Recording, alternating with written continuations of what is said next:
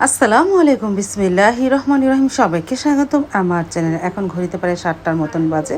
আমার helping hand তো চলে এসেছে, প্রতিদিন 7টা বাজেই আসে। তারপরে সে থাল বাসন ধোয়ার জন্য বাহিরে চলে গেল, আর এদিকে চলে আসলাম আমি একটু রান্নাঘরে। ডাল ব্লান্ডারে ব্লেন্ড করে নিই, পান্তা ভাত আছে। আর গতকালকে সাইদুল্লাহ বাবা লাউ শাক এনেছিল, বেছে রেখে দিব।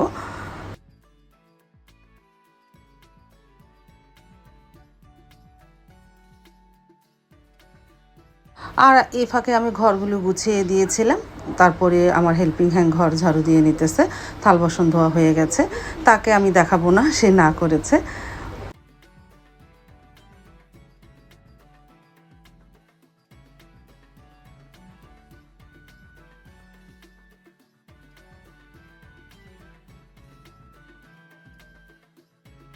চলে আসলাম বাহিরে। আর গতকালকে থেকেই তো টিপটিপানি বৃষ্টি, অবশ্য আজকে সকাল থেকে তেমন একটা হয়নি। তারপরে অবশ্য সকালেও হয়নি, পরে হয়েছে গুঁড়ি গুঁড়ি বৃষ্টি, সারাদিনই পড়েছে। আর বাহিরে আসলে মূলত কাঁচা মরিচ নিতে, মানে কৃষ্ণ মরিচ, যেহেতু পান্তা ভাত খাবো, গাছে কৃষ্ণ মরিচ হয়েছে, বড় বড় হয়েছে, বাতি হয়ে গেছে। এগুলো একটু ছিঁড়ে নিয়ে পান্তা ভাত দিয়ে খেতে খুব ভালো লাগে। আর এই মরিচটা অনেক ঝাল।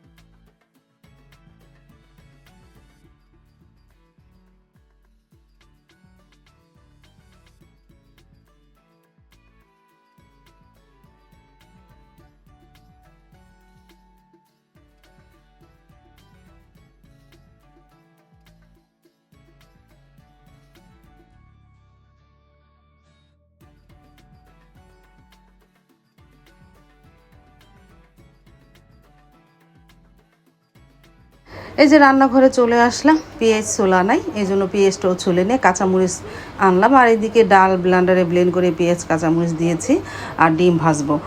তারপরে তো ডিম ভাজা হচ্ছে, আমি পেঁয়াজ ছোলা হয়ে যাওয়ার পর ডিমটা ভেজে নিলাম। এখন ডালের বড়াগুলো ভেজে নিতেছি, পান্তা ভাত দিয়ে খাবো। আজকে মসুরির ডালের বড়া বানাচ্ছি।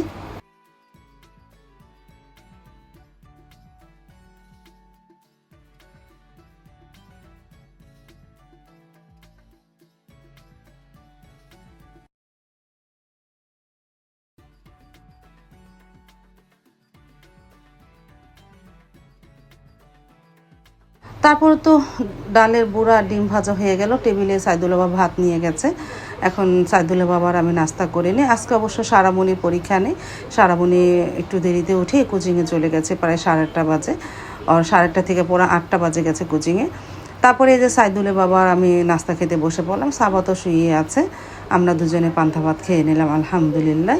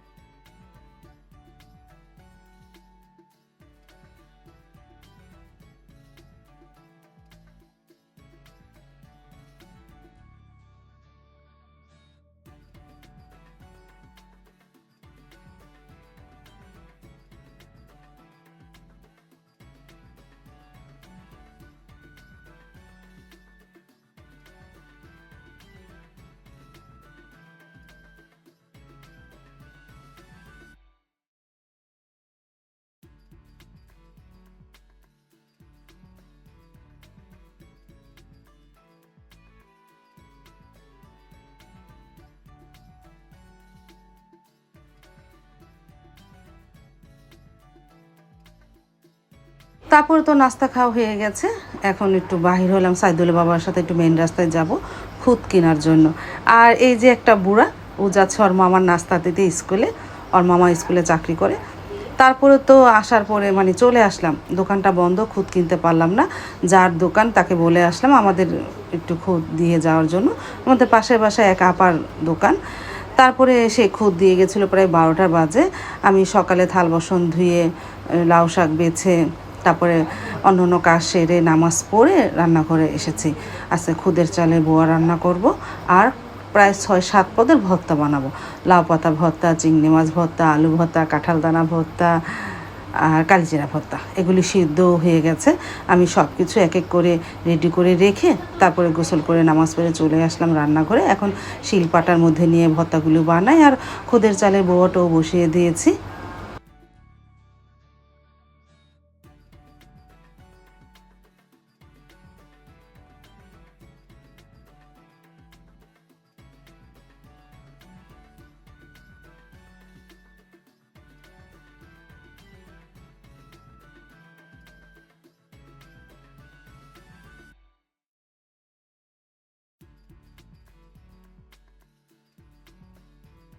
এক এক করে সব ভর্তা শিলপাটায় বেটে বানিয়ে ফেলতেছি। আর এদিকে চিংড়ি মাছ ভর্তাটা ব্লেন্ডারে ব্লেন্ড করলাম। আর পাটায় পারতেছি না, হাতটা একটু ব্যথা করতেছে, আর মিহিন না হলে ভালো লাগবে না। তারপর তো ভর্তা বানানো হয়ে যাওয়ার পর আমরা খেতেও বসে পড়লাম। সাইদুল বাবাও নামাজ পড়ে চলে আসলো। গরম গরম খুদের চালের ভাত আর বউয়া। আজকে কোনো মাছ রান্না করলাম না। সাইদুল বাবা সকালেই বলতেছে মাছ রান্না করো না, ভালো লাগে না আর খেতে। তারপরে এই যে বউয়া ভর্তা বানালাম।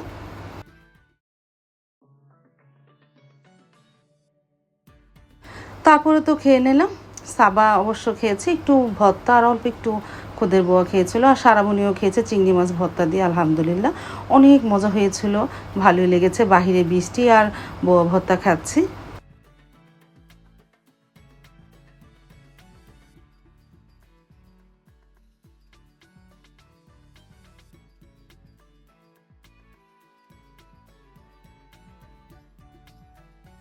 তারপর তো দেখতে দেখতে বিকেল হয়ে গেল। সাইদুল বাবা তো দোকানে গেছে, একটা কাঁঠাল কিনেছে, রিসকলা দিয়ে পাঠালো। সেই কাঁঠাল সারামণি ভাঙতেছে। ওই বলতেছে আমি কাঁঠাল ভাঙি। আমাকে আচ্ছা ভাঙো।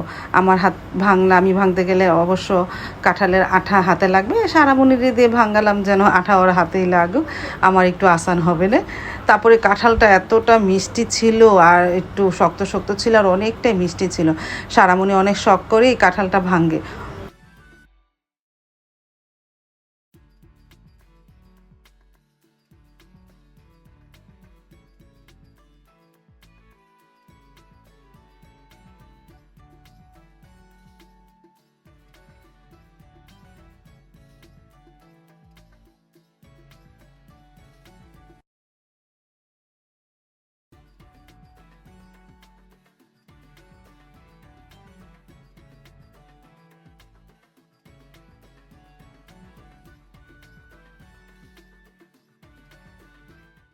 কাঁঠাল তো বিকেলে খেলাম। সন্ধ্যার সময় একটু নুডলস গরম করলাম, গতকালকে যে রান্না করেছিলাম। আর ওই যে দেখো বিড়াল ছানাটা সারামণি পড়তেছে, ওর সামনে বসে আছে, এরকমই করে।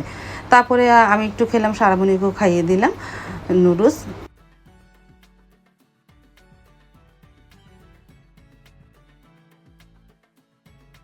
তারপর তো চলে আসলাম রান্নাঘরে। এই আদা এনেছিলাম, গতকালকে তো এনেছিলাম, আজকে একটু ছুলে নেই, না হলে নষ্ট হয়ে যাবে। আস্তে আস্তে আদাগুলো ছুলি।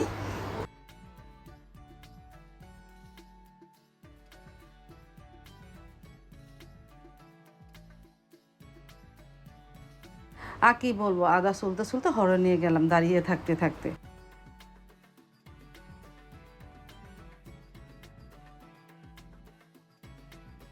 আদা তো ছোলা হয়ে গেল। রাতের জন্য দুধ জাল দিয়ে নিলাম, রুটি দিয়ে দুধটা খাবে। দুপুরে তো বোয়া ভর্তা খেয়েছে, রাতে দুধ দিয়ে রুটি দিয়ে খাওয়া হবে, এই জন্য দুধটা জাল দিয়ে নিলাম। আজ তাহলে এ পর্যন্ত, দেখা হবে আগামীকালকে নতুন আরেকটা ব্লগ নিয়ে। আল্লাহ হাফিজ, আসসালামু আলাইকুম।